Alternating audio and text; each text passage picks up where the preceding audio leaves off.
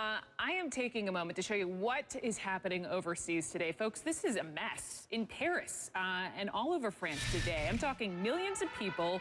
They are angry. They are protesting. You hear the sirens. They're in the streets and in the faces of riot police. And wait until you hear what all of this fury, this chaos is all about. I mean, look at this with me. You heard the sirens, the gas, the streets. This is Lyon, clouds of tear gas. We're seeing scenes like this in Paris, Marseille, Bordeaux, and cities really of every single kind of size in France. The issue is this, and we can relate, right? We have a retirement age here in the U.S. The government there is working toward changing the French labor laws to raise the minimum retirement age all of 2 years. So they're trying to go from 60 to 62. The retirement age. That's why people are out on the streets. That's the heart of this unrest and violence. Hala Gorani, here from CNN International, has been covering these strikes as they've been worsening and worsening. And for us here in the U.S., look, our retirement age is 65, and a whole lot of people want to keep working later than that. This is people who are frustrated over it just changing to 62. And a majority of people in France support this fight against the reform of the pension in France. They support it, about 70–75%. There's a contract in France. It's very different from the United States. You pay very high taxes.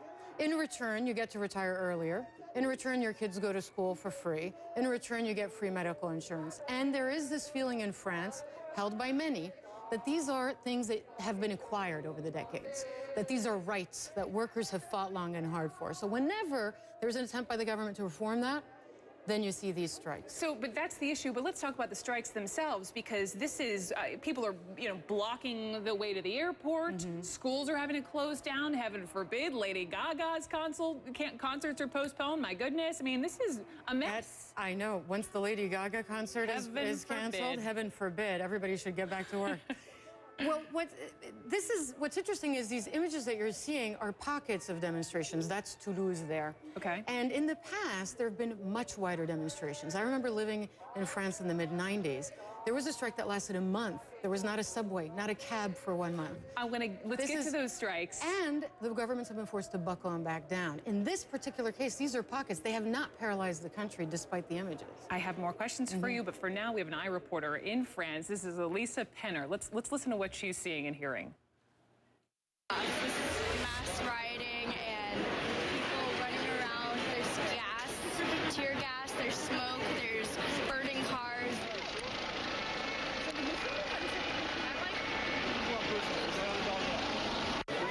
You can't see anything.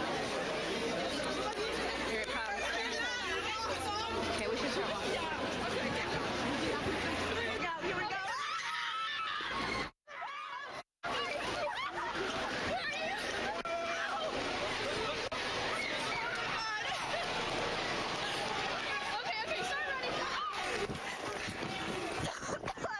It gives you a great vantage point of what in the middle. You can see she's running with her camera still rolling. We thank her for that. But I think what's important to point out is this has happened before. It has happened. And this before. isn't as bad as it's been. It's not nearly as bad as it's been. That's crazy. No, yeah, absolutely. Because subways are still working, because you can still find a cab, because people can still go to work. There are shortages of fuel and gas in gas stations and things like that. But the important thing to keep in mind is there's going to be a parliamentary vote probably next week. This law, increasing the retirement age to 62, will probably pass in France. And that is the first time in the history of France that a labor, right in the eyes of French workers, is going to go backwards. In other words, that they're going to have to give up something that was gained. So when there was supposed to be the vote this week, it's been postponed to next week, and then will this be over? Not necessarily. Unions have voted today to extend their strike action 2 more days at the end of October and on November 6th. And there have been precedents set in the past where laws have passed through the National Assembly and the Senate, but governments have been faced with so much strike action that they've had to modify them or back down completely. So it's a really wait-and-see situation in France right now, and very interesting times if this indeed sticks. All of this over 2 years in the retirement age. Hala Gorani, thank you. Come back. They've gone on strikes for longer, for less than that. So. Unbelievable. Thank you. Thank you. Now, take a look at this. That's why we've been on the shows that we